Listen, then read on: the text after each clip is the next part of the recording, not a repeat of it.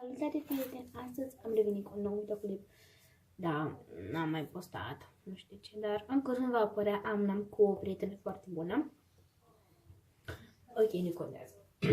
Ok, deci astăzi vom face un nou videoclip în care astăzi o să vă arăt. O să vă arăt 3 slime-uri. Am să vă arăt pentru că nu mai am idei de vlog, nu știu YouTube. Vom începe cu cel mai mic. 3, uitați. Primul este acesta, care e un miere slime. Nu este făcut de mine. Dar e foarte stretchy. Îmi place mult.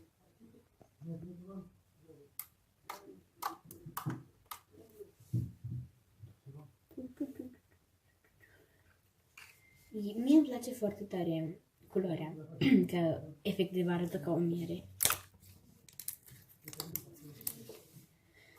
Și la 1000 de abonați, de fapt la 100, nu la 1000, voi face cel mai mare slime de pe canalul meu.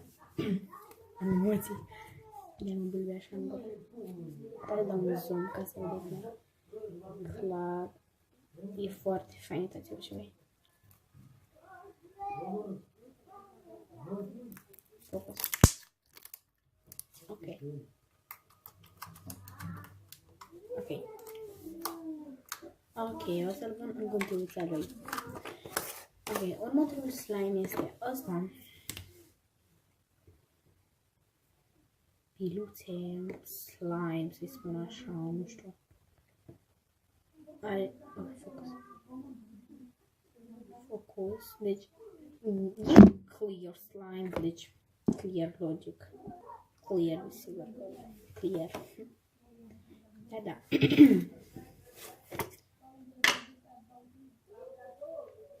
Oh my god.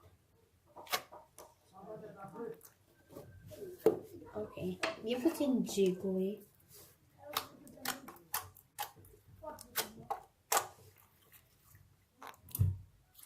Vreți să vă arăt colecția mea de slime-uri? Îmi scrieți în comentarii. Ok. Se rupe. Uitați. Se rupe. Asta nu-mi place la slime-urile pentru că se rupe. Dar ăsta merge doar să-i faceți așa, uitați, să spuneți. Se vede foarte fain. Aici are... Cât mă enervează când se focalistează, doamne. Are din astea biluțe colorate. Care e foarte fain. Nu se întinde gen așa, mai degrabă se rupe. O să vă arăt. Dar totuși, drăguț.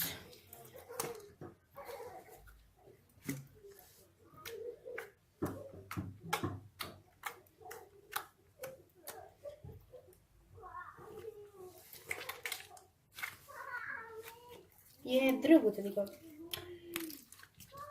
nu-mi place că se forme, dar este jiggly slime. Dați dacă este clear. Este... Ok, sorry pentru oprirea de cameră, dar nu contează, logic. Înaintea Roxela. Ok. Deci aici este foarte fain. Deci îmi place, dar mai că se rupe, uitați.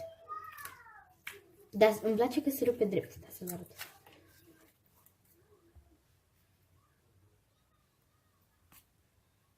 Nu se rupe drept, am glumit.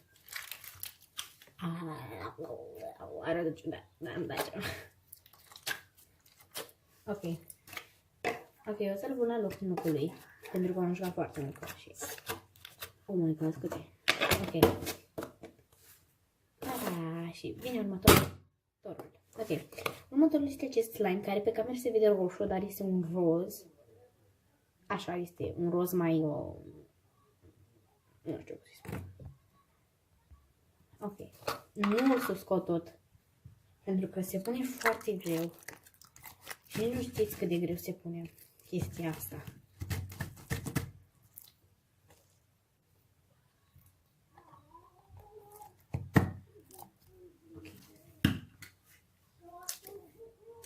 Dacă vreți să fac slime cumpărat versus slime făcut, te jos în comentarii. Ăsta tot așa. Ăsta e mai urât.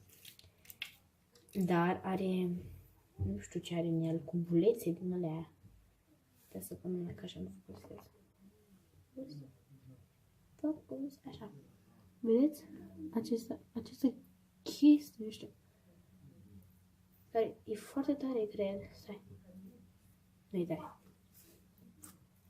Dar îmi place culoarea foarte tare. Pe cameră se vede roșu, dar este roz deschis. De ce te vezi roz deschis? Roz, doamne, roșu. Nu. Deci, slime-ul ăsta nu e pentru din astea. E pentru mai mult. Pentru a strânge așa, gen stres. Antistres, bine. Are bucățele din astea, v-am spus. Deci cel mai bun slime este ăsta. Miel slime.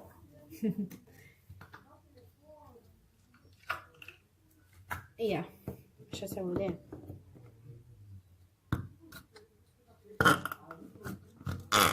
Oh my god. Oh my god. Deci, e foarte fain slime-ul, dar numai cum mie îmi place. Îmi place mie. Ia zis cum. Nu pot să cred. Nu spui că sunt slime. Ba da, slime e ăsta.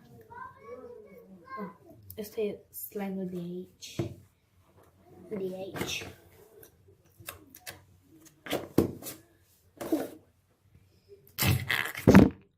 Sorry. Ok. Ok, deci o să mă joc puțin cu acesta și după o să închid vlogul. Dar scopul ăsta chiar pare făcut de mine. Și nu înțeleg de ce pare făcut de mine.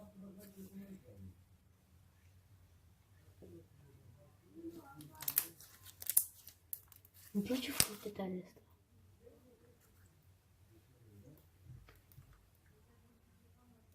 Nu e battle, logic. Dar, uitați.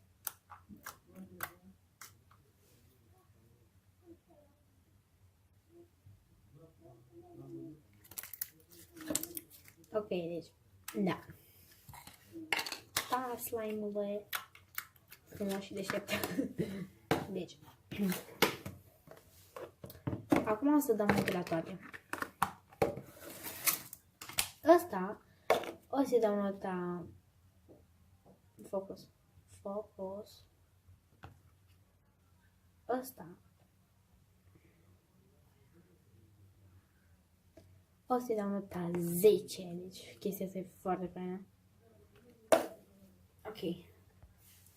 Următorul ăsta o să-i dau... Dați. Oh. Ăsta o să-i dau un 9, să spun așa.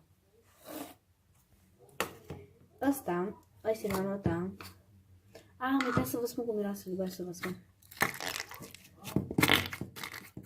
Vedeți cum cade bucățele? O să dau nota 6. Deci câștigătorul este miere slime. Ok, hai să vedem cum miroase. Primul slime miroase. Dați să văd ce miroase. Ok, primul slime miroase a... Stați puțin. Să vedem ce miroase. Oh my god. Asta miroase a... nu știu, a lipici din ăla. Lipici transparent miroase asta. Oricum, arată foarte bine oricum. Ăsta miroase a glicerină. Ăsta chiar miroase a glicerină. Dar o fi glicerină în el. Nu cred. Bine, logică e pentru că e făcut slime, dar mă refer în cutii. Dați puțin să scot.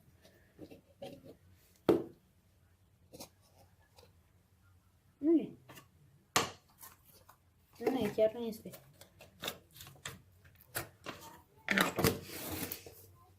Ia asta. Roz, dar pe cameră se vede roșu. Oh my god. Ce fain miroase! Oh my god! Oh my god, deci ăsta miroase efectiv a căpșuni. Da? Nu scrie nimic aici că miroase a căpșuni.